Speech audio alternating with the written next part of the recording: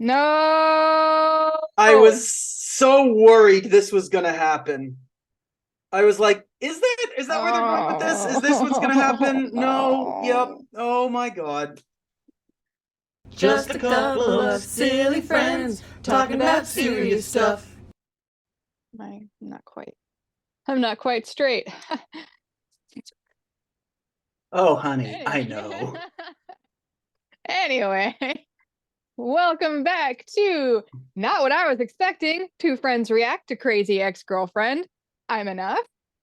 And I'm Ed. Welcome back. We are going right into season 3, episode 4. It will be a week between episodes, but for us, this is the one of the only times when we've gone directly from one episode to the other because I just couldn't wait to see what happened. I mean, like everyone showing up. I was like genuinely surprised to see Valencia there because she hadn't appeared in a couple episodes. She wasn't in that episode at all. And I gotta know. I gotta know, man. I gotta know. Yeah, you're not watching the same episode again, even though we're in the same clothes. Don't worry. Yeah. That the ending of the last episode was just, or everything in the last episode was just so intense. Like I can't wait another week to watch it with enough. So I'm here. We're going right into it. Yeah, I mean we've put off starting the season for months anyway, so I think we're just excited to finally be watching it. Yes. Season 3, episode 4. Josh's ex-girlfriend is crazy. Yeah. Not quite a title drop, but close. Yeah, things are all coming to a head, huh? Yeah. So Becca's I guess secrets are without, finally coming out. yeah, yeah. I'm looking forward to seeing what they do with the whole Robert thing. Yeah. So I say let's just get right into it. Let's do it. And this is your reminder about this season and content warnings. Make sure you're keeping up on those if you don't remember what happened. We know everything that happened. Your arrest, your stay in the hospital. Nathaniel, buddy, trust me, this is a lot more complicated than it seems. Now they all just like hate me and they're here to yell at me. No, honey, no. No one is gonna yell at you. We love you. That's good. Good, Paula. When someone, this isn't always true because it is unfortunately like abusers will tell you they love you, but if there is someone in your life who is generally kind to you and they tell you they love you, believe them. And I'm not talking about romantic love because that's a whole other cup of tea, you I know? mean, I'd also look to actions to say that to people Yes. who are showing up because I know people, and I am one of those people who really, really struggles with the love word in particular. I don't know why. I don't know if it's my upbringing or neurodivergence or whatever trauma, but I really struggle to say it's something I've been trying to actively work on, but like, and I know other people also have trouble just saying that word, but like, that doesn't mean that they don't feel those things and that they're not present and like wanting to help. Take people at their word and take them at their actions. You're 100% correct. There's no need to hide. Oh, We want to make sure that you're okay. yay. Father Bra recommended a doctor. Want to take you there. What do you mean a doctor? What is it? Is this some kind of intervention? It's a convention of loved ones. You're here to like put me away and get me out of your She life. can't comprehend that anyone actually cares about her. So Yeah. she's continuing to spiral. So this is her way to defend herself because in most of her life, no one has been on her side. Yeah. So she's Paranoid. protecting herself in the only way she knows how. You too, Nathaniel? Huh, no, I get it. Yeah, paranoid. You're absolutely right. But you've been texting. Oh, Jesus, like full on. Right? You're a traitor, just like them. Calm down. Don't tell me to calm down. Oh, never in the history of calm down has anyone ever calmed down. Never tell someone to calm down. It doesn't work. No one wants to actually marry you. Damn. And now Rebecca. she's lashing out because the only way she knows is to go on the offensive. Whoa, that's mean. Heather, you're pathetic. You know that? She's so convinced that they hate her, so she's trying to make it come true. Your boyfriend does not want a baby with you. Oh, Daryl. Have you not told them about the hidden cameras and the tracking devices, the fake car accident? If I'm crazy, you made me crazier because your life is broken and boring. Stop treating me like I'm your daughter. It is pathetic. Bunch out! This is actually a great example of perception versus reality and everything else, because everything she said was sort of true, but it's also not relevant. It's whataboutism. It's a classic defense is I have nothing to say to actually defend what I've done, what I'm doing. So instead I put the focus on you. She's choosing the things that she knows people are insecure about and pushing down. Not so much Paula, but Heather and Valencia especially, the things they were doing to help her. And Heather is the one person, like, I feel, who has nothing to gain by being with Rebecca. Yeah, Rebecca is not thinking clearly right now. She's intentionally trying to burn every bridge by stabbing into everyone's insecurities, and it's sad. It's really And the sad. reason she's doing it's twofold. One, when you believe that no one is on your side and everyone is out to get you, and all the evidence points to the contrary, because in this case, they're actually there. They're there to help. We want to help you. We are showing you that we love you. It's like, you all hate me. No, we love you. We are literally here because we love you. But in Rebecca's mind, she is so certain she cannot accept that her reality is not reality because that's all she's ever known. So she has to make it a reality. She has to make them hate her. She has to make what she perceives to be real the truth. And the other thing is, admitting that you need help and working on yourself is really hard. And It sure is. sabotaging others and running away is a lot easier. The good thing, though, is that it gets easier with practice. Yes. It's a lot easier with practice. At the end of the last episode, I said how the way I was hoping it would go was going to be that they were coming from a place of we love you and we're worried about you, not a place of we're angry. Mm-hmm. And that's exactly what they did. But then Rebecca's reaction was not surprising, unfortunately. Yeah. It hurt to watch, but she's not okay right now. no, she is a danger to herself. And honestly, she's a danger to others. She's already gone out of her way to hurt Josh. And just now yeah. So if she was seeing a therapist and therapist was aware of this, the therapist would then use their professional judgment on who to contact and what to do. Mm-hmm. That is quite a start to the episode. Wow. Yeah. Josh, you've done some crappy things, but handing over damaging personal information to my friends, I mean, that's low. You know what? You're scum, Josh. You're scum. Wow, dude. Do you hear me? You can't treat people like this. And she's projecting on Josh. Like she literally spread all those lies about him, and now she she's wrote like, an you article. can't do this. Like, yeah. What? Look at my face. Wow. Woo! did I just see Josh Groban's name at the bottom of the screen? I tend to enjoy his You're acting. right. You ganged up on her. Of course she's upset. She'll come back when she cools off. I know her pretty well. No, you don't. Oh. I know her better. Oh, God. She's zany, but in a cute way. I had sex with her, therefore I know her better. That is such like a toxic masculinity thing. I mean, she did try to burn her ex's house down. It says so in those papers. It says what? She's just going through a rough time. It's still our Rebecca. Nathaniel, this might be a good time to speak up. Do you think the famous people might be staying here? He is creepy as hell. Stars of Hollywood, Scarlett Johansson. Also, he like all the names with like Dutch last names.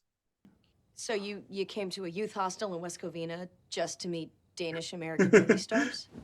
She's so good in the movie Swim Fan. His biggest fan Just became his worst nightmare. Yeah. Erica Christensen is so strong and brave in that movie. I mean, I know she's technically the villain and a murderer. Wow. Yep. Okay. She's identifying with. Yep. Maybe you should drown him in the deep end. Oh, maybe I should, Jarl. Maybe I should, Jarl. That's straight up like horror movie villain sting right there. That musical sting. This is not subtle. We talked about this before, how the show is her POV. like it was a long time till Mrs. Hernandez talked, because to her, Mrs. Hernandez didn't matter until she did. Yeah. You know, you're my only real friend, Jarl. Jarl. I mean, that's why I'm off the grid. That's why I'm here, so they can't find me. I'm not answering their calls either. Ha ha! If I was Poor Jarl, I would Jarl. be very, very scared. Yeah. And Jarl, I will not stop until he gets on his knees, screams at the sky, and wishes he'd never been born. And I have every right to be. Oh, it's going, like a Bond opening. I love it. Is this a Bond opening? Looks pretty Bond. There's another thing this reminds me of. I guess Swim Fan. I don't think I've seen Swim Fan. Okay, that's what it must be. It must be a play on the Swim Fan opening. But the Swim Fan opening would also Written by Josh Chin. If this is the Swim Fan opening, then it is clearly inspired by the James Bond openings. The direct cinematography by the guy who did Fatal Attraction. She's here to chop your penis off. Subtle. Okie dokie. It is being shot like a straight up horror movie right now, and I love it. Because it is from her perspective, and right now she is the villain in a horror movie. In a horror comedy. And I said, Bridget Washburn, who are you to judge? Your daughter's a whore. Oof. No shame in it. She bought a condo and paid for Bridget's gastric bypass. That is not the way I expected that conversation to go. I appreciate the turn. Sex work is work, and they deserve rights and protections, same as any other profession. Disappointed. She left a couple messages. Yes, so I'm really enjoying the sort of the horror vibe. You know, you're seeing people do mundane things in a horror movie, which is usually right before things happen. Yeah. This morning, I called Alex, asked him for my job back. I'm going to ask for that raise I deserve. Disappear and ask. I was going to say, Yeah, maybe me wait too. a couple months. I want to focus on my future right now. All the good things ahead of me. That was like out of a scary movie or something. She turned off the location services on her phone, and she doesn't have her car that I put the GPS on, and the tracker I put in her shoulder ran out of batteries months ago. What? You have one. Jesus. Oh my God. Paula. I'm sorry. Look, when we became friends, I meant to tell you. That you put a tracker in her? I may have blackmailed some people in your life for information, Jesus. but I am not proud of it. I'm sorry. In a way, you kind of accidentally helped her. Yeah. Because Josh wasn't good for her. But I am your friend now, and I love you, and Rebecca is your friend, and she loves you. We have to help Rebecca now. That was a nice shot, the turn. Why does he have a boob phone? Oh, because he was a teenage boy. I don't know. I kind of want it, though. Oh, it would be hilarious if it had tassels that spun when it rang. How did you get this number? This is a private line. I got it on my 13th birthday. I had a separate phone number in my room. My house had 2 phone lines when I was a teenager. I had my own line. Not that I ever used it. I was a good boy. It's not like I was having secret conversations with girls when I was a kid. Did you see her ghillie suit? I saw her ghillie suit. We had ones that we made for the haunted house that were like ghillie suits, but even bushier. Oh my God, he's so dumb. And I used to like crouch down really low and look like a shrub and then scare people. I did a whole I bet you scene. were the best shrub ever. Thank you. I had a whole room that I did with ghillie suits that I was told was the scariest room we ever made in the haunt. Wow.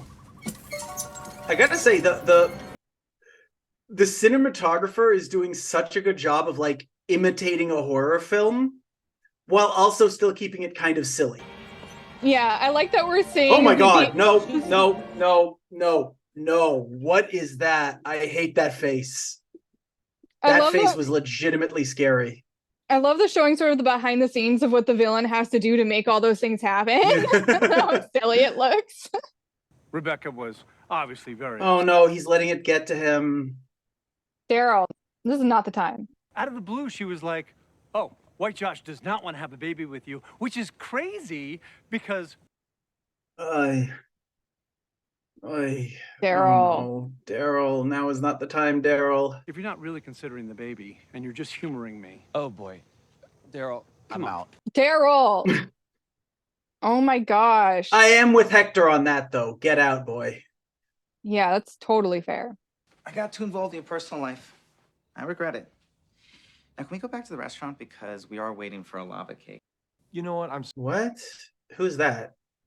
I interrupted date? your date, which you're paying for with the money I give you every week. You're right. Let's stay. Boundaries, Nathaniel. Well, George, honestly, like, it doesn't excuse Nathaniel's behavior, but George kind of did this to himself by basically pushing himself as Nathaniel's flunky. Because why did he turn to George? Because George put himself in that position. Yeah. So Velma. I'm totally a Shaggy. Oh my God, you. Oh God, please don't. No, Hector, you're gross. I don't want them to get together. Oh. Oh no, no. No, I liked it. Why? Oh, okay. It's a typical horror movie, like, you know, the couple that are getting awful close together are about to be in trouble.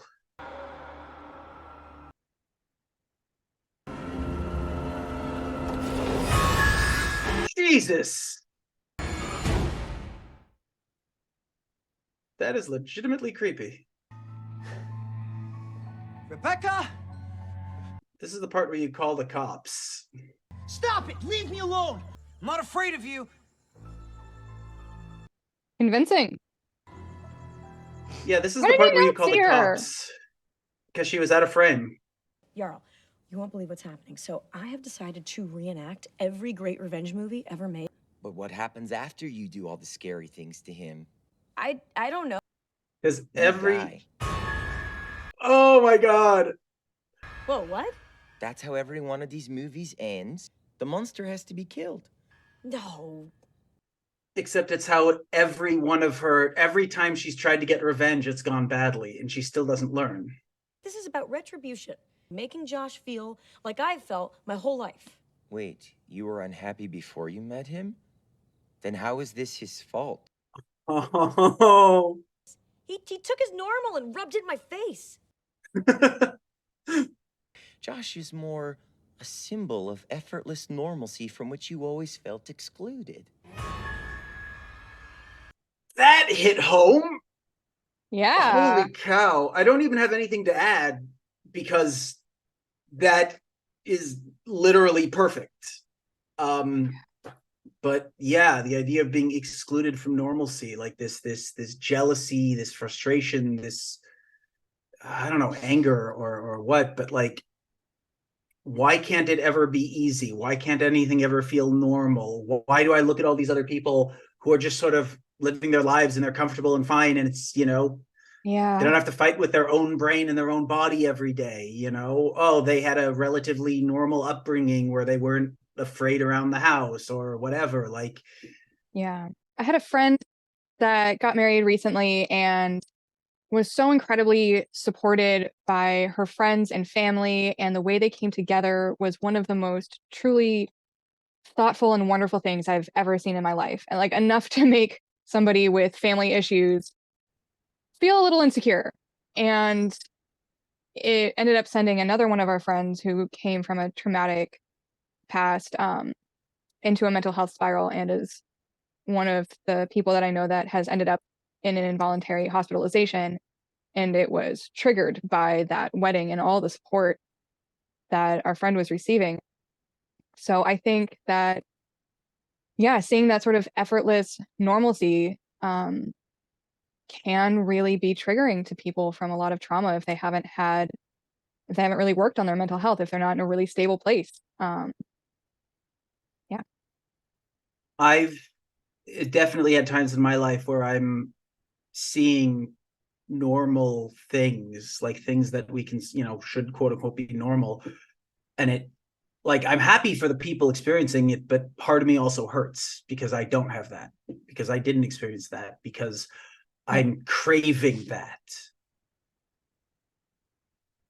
There are times where things are particularly hard, where I'm just like, why does everything have to be so hard? Why can't I have someone in my life who can, support me in that way, be there, really, just normalcy and support. And like, obviously, like, going back to the show, obviously Josh's life is not perfect. We see some little things here and there, but by and large, they have a pretty healthy family. They all love each other. There's little things between the siblings here and there, but like, there's clearly a functional, loving household.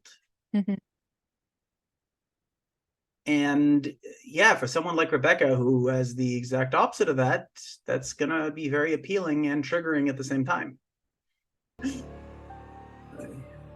I'm really loving the music. They're going with this most like generic 2000s horror movie music, and I love it.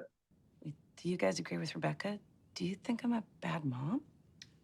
Oh, Brendan's my weed guy. He's starting a business?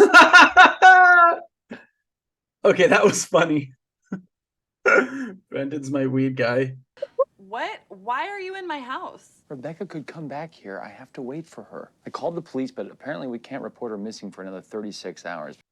That is not true. Can't report a missing person within 48 hours is complete nonsense. I don't know where Hollywood got it from. And I think it's actively harmful because people believe it because it's so pervasive and people don't call. If you have a if you have a reason to believe that someone is missing and in danger, you can call the cops an hour later. In this specific context, the answer would be, okay, so your friend wandered off. She's an adult. Like, what do you want us to do? That would be what the cops would respond, because that, like, Rebecca has, the cops, in a perfect world, there would be a social services division of some sort of public safety group that you would call for something like this. Like, hi, we're worried about our friend's mental health, that she might hurt herself or someone, but we don't live in that world. We only have cops. And the cops would just be like, well, until she commits a crime, there's nothing we can do. And she's not missing. She just wandered off, which she's allowed to do as an adult. But the whole 36 hours more thing is, I'm almost positive, complete nonsense. Okay. Much for giving me my job back. Yes, it's Eugene Cordero. He's back. I'm worth a lot more than... Bro, way to go on the cojones. I got an anonymous tip about you. Aw, I didn't know there was a tip jar for the back. Oh my God. Rebecca, she's coming after me really hard right now. She planted all that stuff in there. I still have to suspend you. That is messed up. Hi, Josh. Where's your mom? You might want to check. Hope Lourdes is okay. Damn. Shall we? My pleasure. Call the cops. Where is she? What's wrong? You kidnapped my mother. What? I didn't know such thing. Relax. We're just having a little fun. This is enough. You don't mess with my family. Oh, but it's okay for you to mess with my life. You couldn't even do me the common courtesy of getting back to me. So you kidnapped my mother? You're crazy. Where's my mother, Rebecca? What are you gonna do, Josh? Huh? Are you gonna kill me? Are you gonna push me into this hole? Whoa! Whoa! Lourdes is right there. I'd never hurt your mother. I know I got carried away, but I was just trying to get your attention. Now that we're here, let's just have a conversation. Can we please talk to each other like humans? If you ever get near me or anyone I care about ever again, I'm calling the police.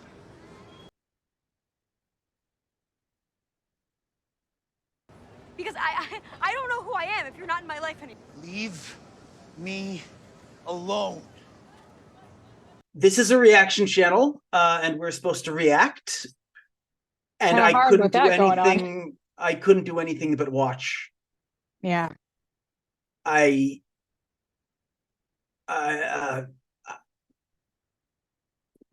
don't know. I mean, geez. Fair. the acting in that scene, like major kudos to what's his name, Vincent, I think. I'm so bad at names. Yeah, Vincent Rodriguez the third, major, like, so good. I do think like Josh was somewhat in the wrong, not like more generally that he never talked to her after he left her at the altar and all that. That's super awful. But like at this point, if I'm Josh, like, no, I don't want it. Like, we can't talk. Like, what does she say? She wants to talk like adults. No, we can't talk like adults because you are dangerous. I am scared of you. Like, I completely understand at this point why he would just be like, leave me alone or I'm calling the cops, because no, you can't talk to like, he's scared of her for a good reason. Yeah. That was legitimately, like, I watch a lot of horror movies. I love horror. So I've seen a lot of different ways that you built tension and everything. And that scene was absolutely, like, if that scene under other context had been in a horror movie, I would have been like on the edge of my seat, tense, like the good kind of tension.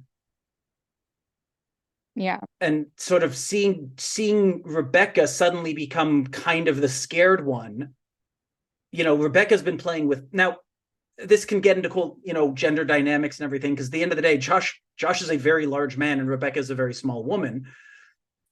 And so in that moment, Rebecca was the one with power the whole time, and the power shifted for a moment, and you saw Rebecca's fear. And also the power dynamic that we realized Josh has something Rebecca wants, which is to talk to her, to explain. And he refuses to give her that in that moment. Up until now, she's had the power this whole time. But by him refusing to give her what she wants, in a way, he's sort of taking back the power and the control. And that's not what, I don't think it's intentional. I don't think he's like, oh, I'm manipulating her to get her back. It's just, simply put, that is how power dynamics can work.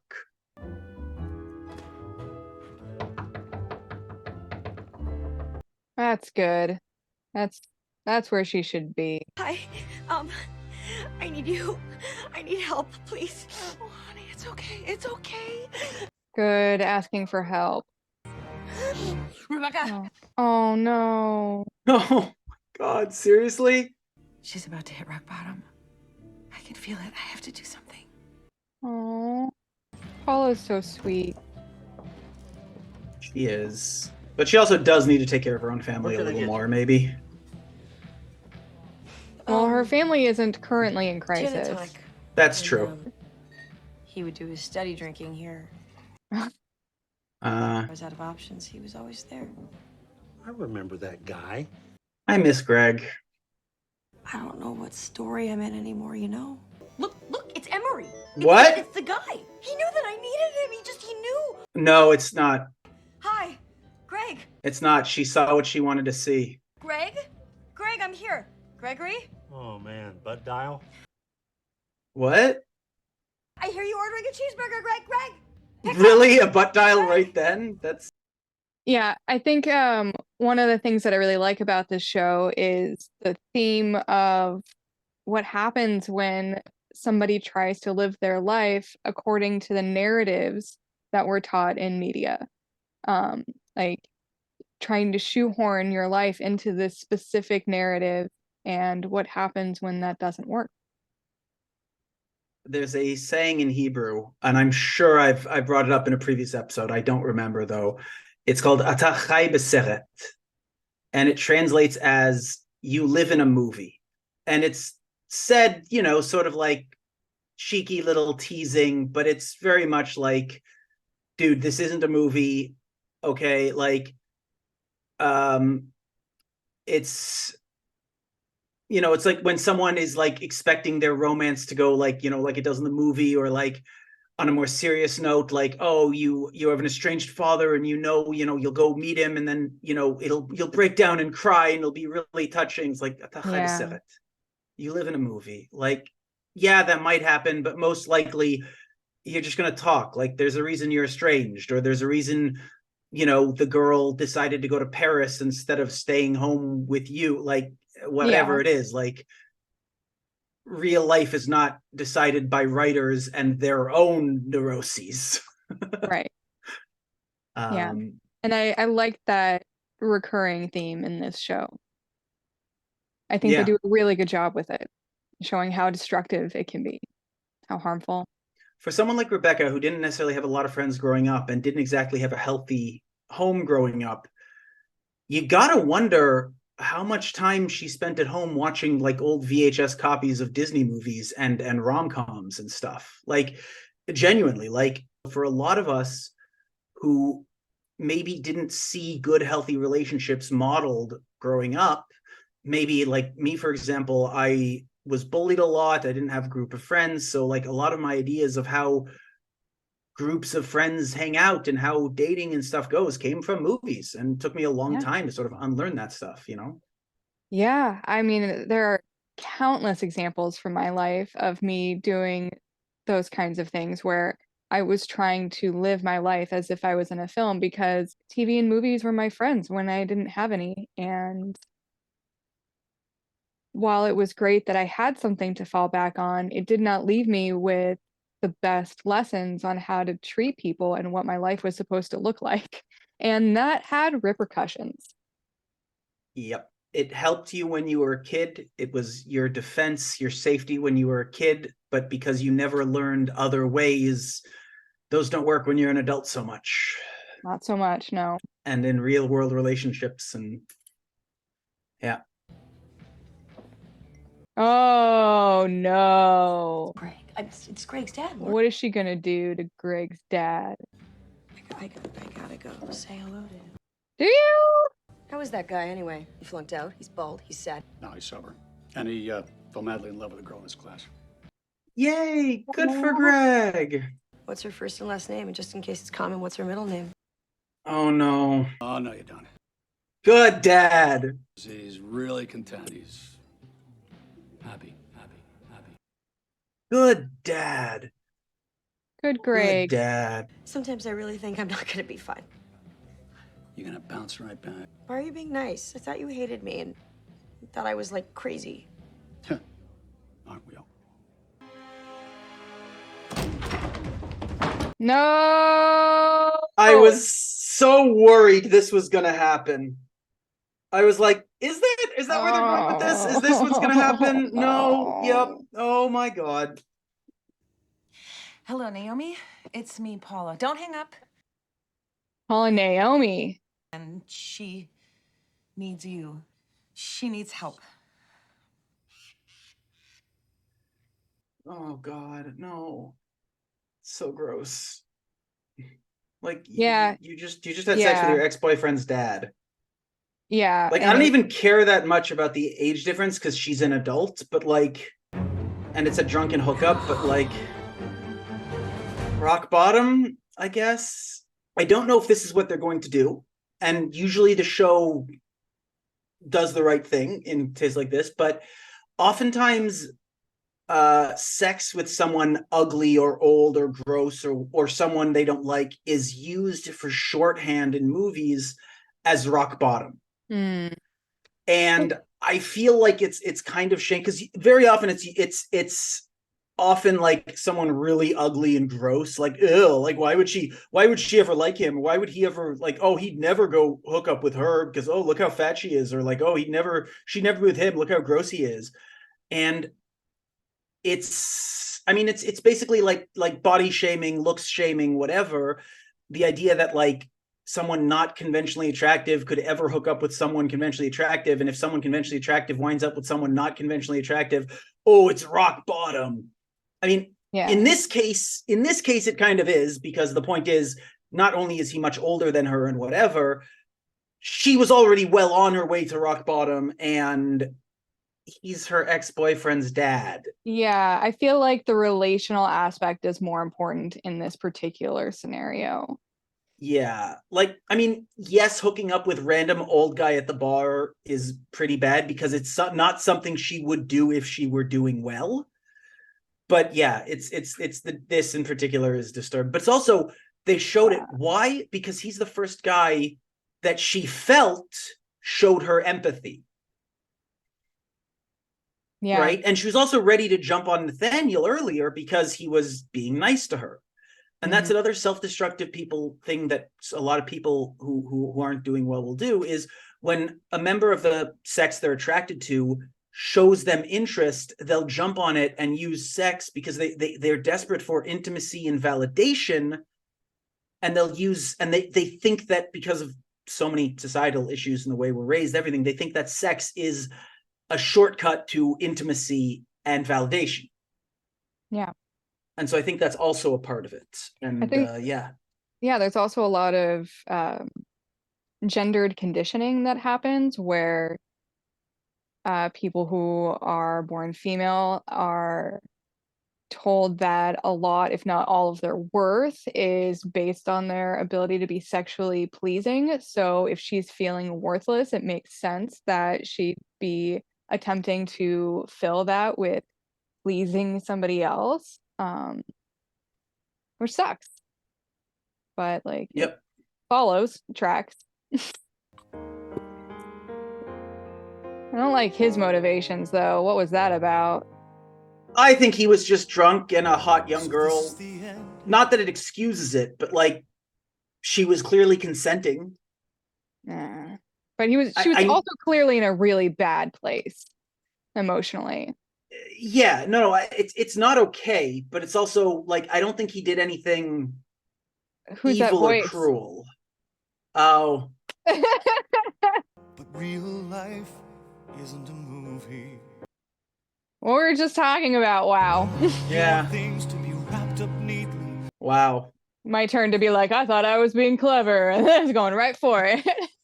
Because life is a gradual series of revelations, not some carefully crafted story.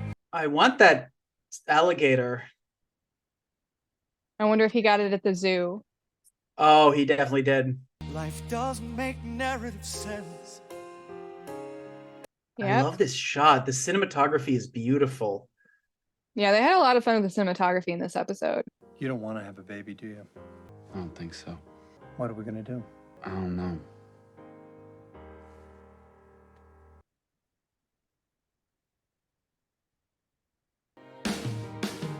We tell ourselves that we're in a movie. Sometimes you're an extra, like me, Josh Groban. Oh my god. It's really messed up that you banged your ex-boyfriend's dad.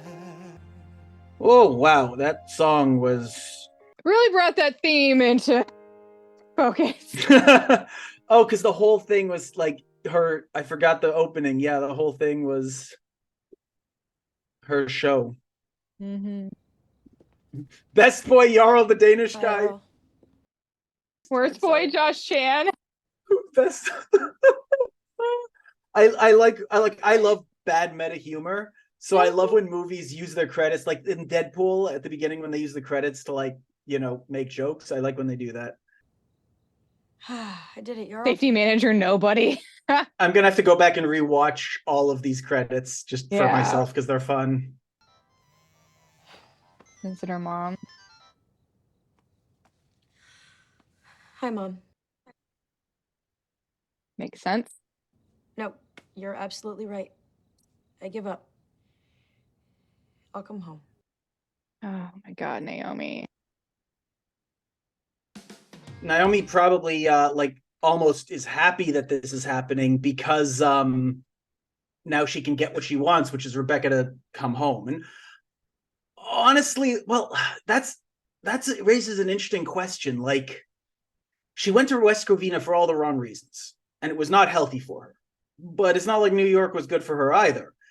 And West Covina, she actually, for the first time in her life, has friends who actually care about her. Yeah. So, like, should she go home to remove herself from the situation she created? Or is that just running away? Welcome to the bottom of the barrel. Yeah, rock bottom.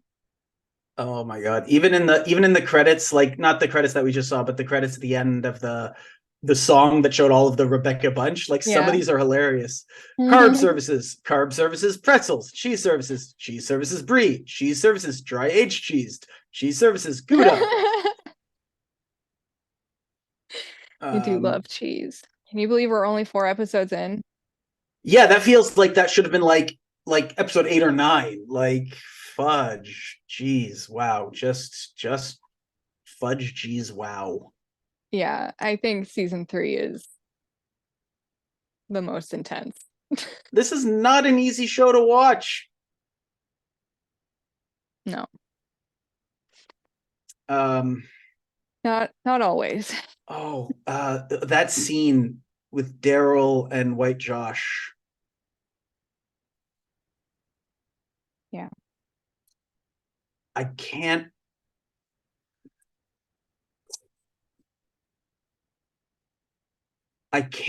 fully explain why, but that hit hard for me. Yeah. Because sometimes there's no working it out, but it doesn't mean you don't love each other. Yeah. You know what? That's it. That's exactly it. I mean, literally, that's it. That sucks. I don't know if there's anything more painful in a relationship than a base incompatibility that has nothing to do with your feelings for each other. Yeah. And again, I have to give massive compliments to the acting on this show, because it's often not like, because it's a comedy, there's a lot of broad comedic acting. Mm-hmm. But they hired people who can do drama. Josh's scene when he was standing up to Rebecca was really good acting. He was scary. He looked both angry and scared and scary at the same time. He did that brilliantly. Mm-hmm. We talk about, life isn't a movie. In the movie that Rebecca was writing, she was the one who was going to get Josh, but he didn't act like she quote unquote wrote. Right? He was supposed to be penitent. He was supposed to be scared. But instead he was angry. He was also scared, clearly. But instead of being a scared little boy, he became a scared, angry person. Mm-hmm. And she wasn't ready for that, because she had written it all out in her head how it was going to go.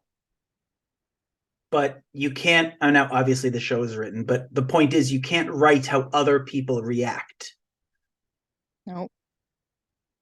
And once that happened, she didn't know what to do, because that's the other thing. When we live our lives in a way that we think it's like movies are going to go, right? Like if we try to act like that, when things don't go the way we're expecting and the way we want, we freeze up, or we lash out, or something, but we're not thinking clearly because we didn't prepare for it. We are not prepared for it.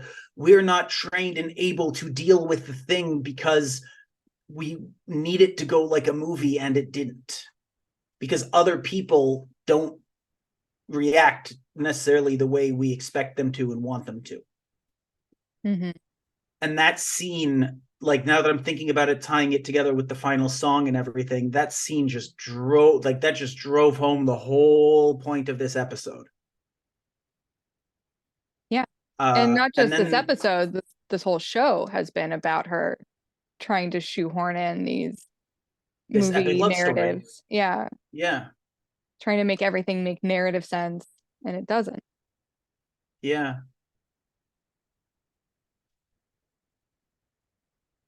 And I loved Josh Groban. Oh yeah, he's amazing. That was season 3, episode 4, Josh's crazy ex-girlfriend. Yeah. I think we just about covered it. If there's any, if we missed anything that you thought was particularly interesting, please leave a comment. If you have any, as always, if you have any questions for us, leave a comment. If you have a question for me specifically, just say that you want to ask me specifically, because enough will bring it to my attention, because I don't read the comments on Crazy Ex-Girlfriend videos to avoid spoilers. So if you have questions for Enough, ask them there. If you have questions for me, ask them there and bring it to Enough's attention.